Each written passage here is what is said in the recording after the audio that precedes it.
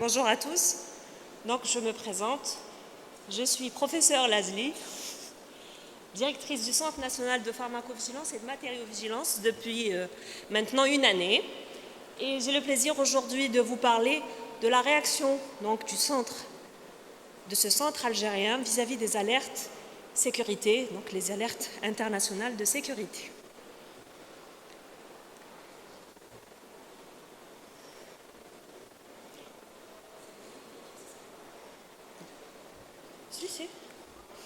Ah, c'est bon. Donc la pharmacovigilance, c'est réellement un domaine en pleine expansion depuis la venue du Covid, parce qu'on a vu qu'il y avait 2 nouveaux vaccins qui ont été donc introduits précipitamment et qui se sont accompagnés de nombreux événements indésirables. La question que se pose le pharmacovigile, c'est de savoir si l'événement indésirable est dû ou non à un médicament. Et la pharmacovigilance, c'est l'ensemble des activités et le processus qui est relatif à la détection, à l'évaluation, à la compréhension et à la prévention des effets indésirables. En effet, on ne se contente pas de faire le recueil des effets indésirables, mais on va aller jusqu'à la réaction vis-à-vis de ces effets indésirables, aux mesures préventives qu'on pourrait prendre pour réduire ces effets.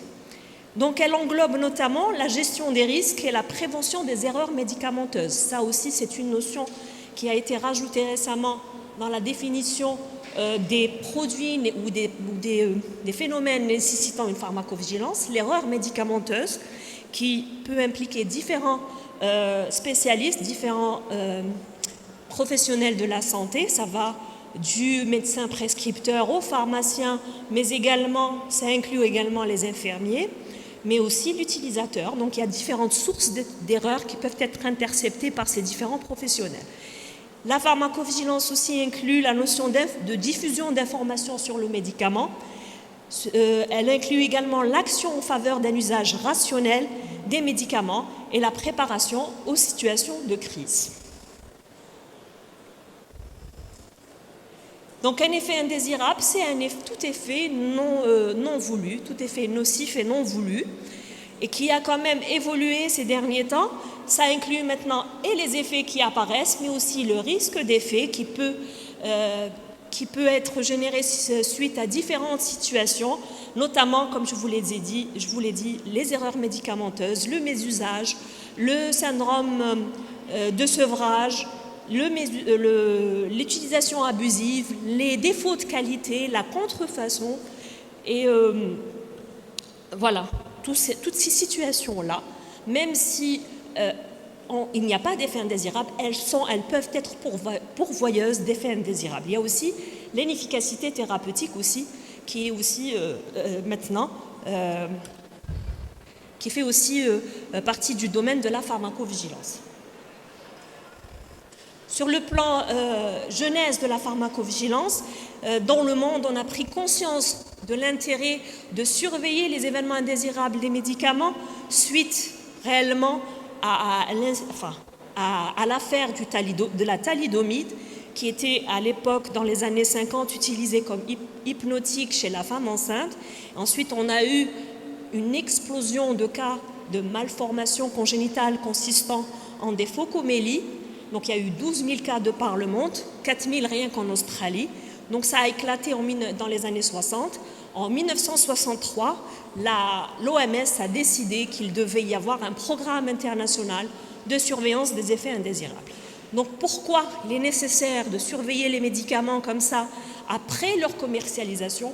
Parce que la portée des essais cliniques n'est pas suffisante pour déclarer donc l'absence d'effets délétères et d'effets indésirables. Les tests chez l'animal sont limités. Le nombre de patients inclus dans les essais cliniques contrôlés reste limité.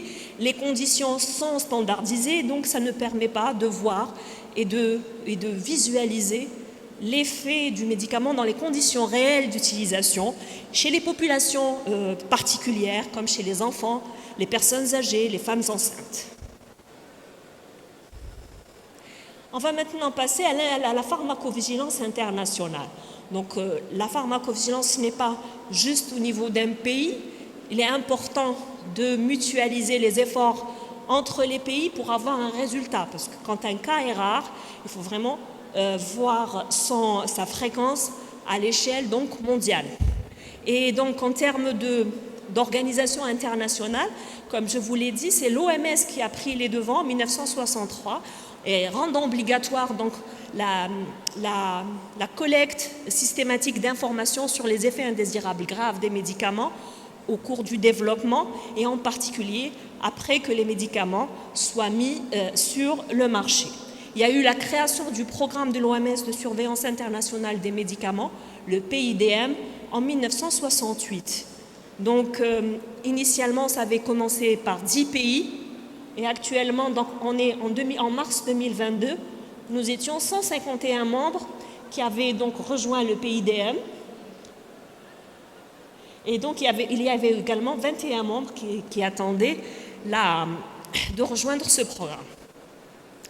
Alors, le PIDM, ce programme international de suivi des effets indésirables, il a pour objectif de promouvoir la sécurité d'utilisation des médicaments et des autres produits de santé dans le monde en maintenant et en exploitant la Banque mondiale. Donc, on a une Banque mondiale des effets indésirables et des effets indésirables des produits de santé. Il s'agit principalement des médicaments et des vaccins.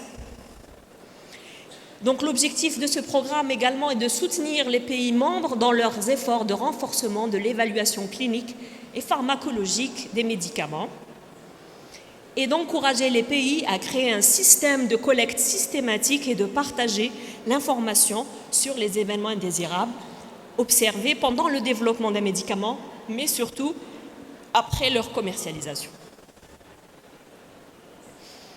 Alors, concrètement pour nous, en Algérie, nous sommes donc membres de ce programme depuis 2019 et depuis 2021, nous utilisons la base internationale de l'OMS pour le monitoring des effets indésirables. Donc il s'agit donc dans cette base, il y a une interface nationale, il y a notre base de données nationale qui s'appelle Vigiflow, donc tous les pays ont une interface nationale. Ensuite de Vigiflow, qui est un système web de gestion des cas d'effets indésirables, on bascule vers le système international qui est donc, c'est le Vigibase. Donc de Vigiflow, on bascule vers Vigibase. Donc les membres de ce programme soumettent des rapports sur les effets indésirables associés aux médicaments, appelés rapports individuels de sécurité, à la base de données mondiale de l'OMS qui est Vigibase. Donc Vigibase est géré et maintenu par le centre collaborateur de l'OMS en Suède, donc à Uppsala. Et en juillet 2023, il y avait plus de 35 millions de déclarations d'effets indésirables qui ont été enregistrées sur la base internationale. Les données dans Vigibase sont enregistrées de manière structurée et complète pour permettre la détection des risques potentiels pour la sécurité des médicaments. Voici donc là une capture d'écran de l'interface Vigibase Vigilize. Ça nous permet d'extraire des données et de pouvoir surveiller donc les effets indésirables par le processus qu'on appelle celui de la détection des signaux. Les alertes internationales. Donc nous en arrivons au vif du sujet, puisqu'on m'a demandé d'intervenir sur ça. Donc nous recevons des alertes internationales de différentes sources. D'abord, il y a l'OMS, via donc des publications, là où la WHO Farm Newsletter, les Drug Alert et les WHO Drug Information. Il y a aussi le ministère de la Santé, puisque nous sommes sous la tutelle du ministère de la Santé, et il peut aussi nous faire parvenir des alertes internationales. Il y a également l'Agence nationale des produits pharmaceutiques qui nous transmet la liste de surveillance des marchés.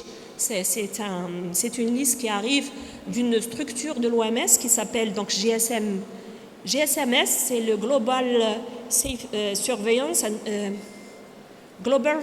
des effets des produits, des médicaments de qualité inférieure et des médicaments falsifiés. Donc, qu'est-ce que nous faisons? Donc, à chaque fois que nous recevons une alerte, donc, nous réétudions la balance bénéfice-risque de la proposition. Ici, vous avez des exemples d'alertes internationales qui ont été analysées et publiées en 2010 par le Centre national de pharmacovigilance. Par exemple, vous prenez l'exemple du clopidogrel en bas, il y avait une alerte qui avait été émise par l'Union européenne en 2009, où il était recommandé de ne pas utiliser d'inhibiteurs de pompe à protons à moins que le bénéfice des IPP soit vital pour le malade. Donc nous avons validé cette recommandation à l'époque. Là, ici, vous avez celui de la clozapine.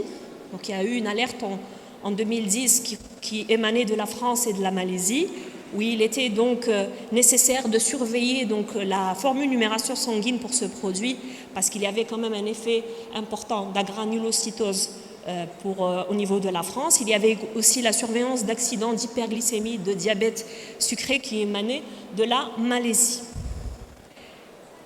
Ici, on a l'exemple de la desmopressine.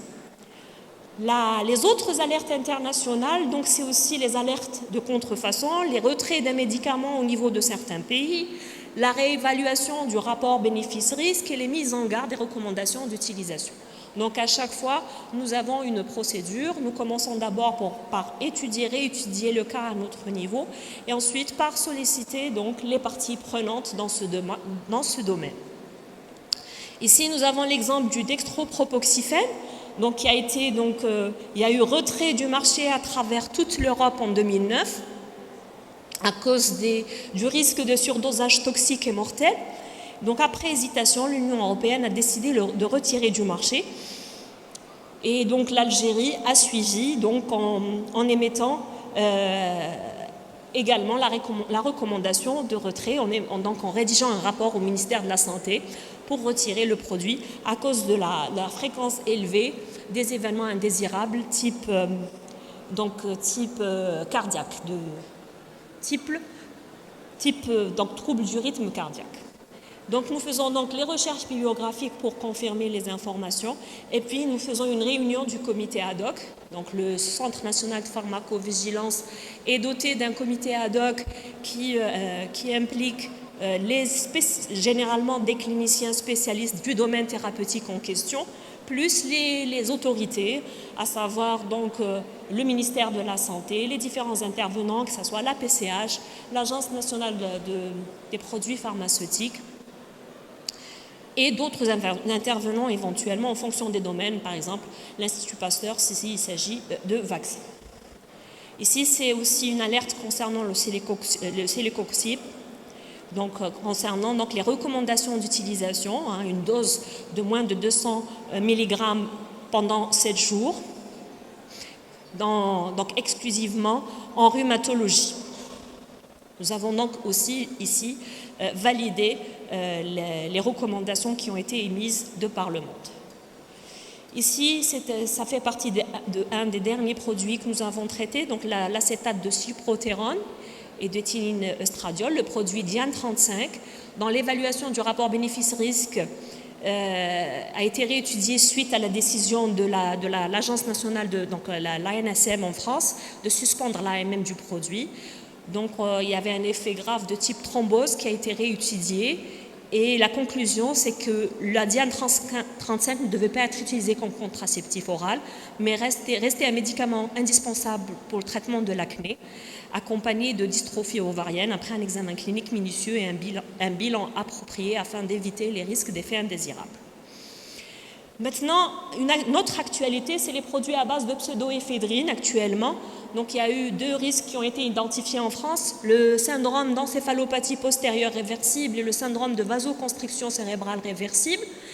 Très récemment, l'Europe a réétudié le rapport risque-bénéfice et ils ont tout simplement, ça s'est traduit par l'ajout et la mise en garde de mise en garde et de contre-indication. Donc on n'a pas encore étudié ce produit, on va le faire très prochainement. Donc c'est une décision qui a été prise il y a quelques jours par l'agence européenne.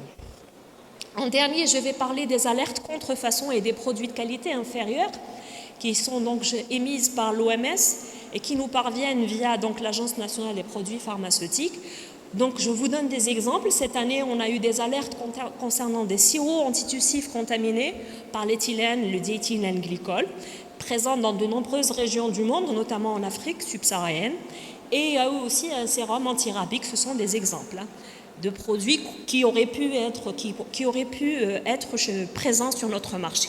Donc notre démarche, c'est d'abord de vérifier si le produit est enregistré en Algérie, si le lot concerné par la malfaçon existe dans notre pays. C'était le cas du sérum antirabique. Il faut aussi voir si ce produit ne serait pas susceptible d'être sur le marché par une voie non réglementaire, c'est-à-dire qu'il pourrait rentrer donc via les frontières ou être sujet à des manipulations d'ordre de la voie réglementaire. C'est pour ça qu'il est très important de s'approvisionner de façon réglementaire, parce que la contrefaçon dans le monde, il y en a énormément, on n'est vraiment pas à l'abri. Donc notre souci, c'est d'abord de ne pas alerter le grand public. D'ailleurs, c'est ce que recommande vivement l'OMS. Il faut vraiment aller cibler les produits qui posent problème au niveau de la distribution. Donc, nous recommandons d'organiser des inspections et des contrôles aux frontières pour empêcher que ce genre de produits ne se retrouve chez nous. Donc, en conclusion, la pharmacovigilance mondiale est coordonnée par le centre collaborateur de l'OMS qui se trouve donc en Suède, à Uppsala. Le Centre national de pharmacovigilance est membre du programme international donc, de suivi des effets indésirables. Cette coordination internationale est indispensable pour détecter les effets indésirables rarissimes et promouvoir des échanges entre les centres nationaux. Et je vous remercie pour votre attention. Merci beaucoup, professeur Lazili, pour votre intervention.